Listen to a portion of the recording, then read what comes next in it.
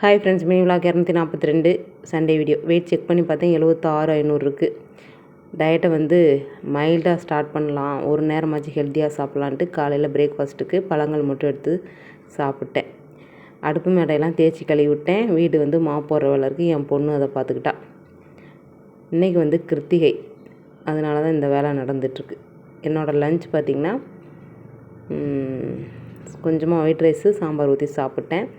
மாவரைக்கிற வேலை இருந்தது, அதையும் பார்த்துட்டு ஃபோட்டோ ஃப்ரேம்லாம் தொடச்சி விளக்கெல்லாம் தேய்க்கிற வேலை இருக்குது. ஃபஸ்ட்டு ஃபோட்டோலாம் கீழே தான் வச்சுருந்தேன், இந்த சாமி படம்லாம். இப்போ மேலே மாட்டி விட்டாச்சு, அழகாக இருக்குது பார்க்க.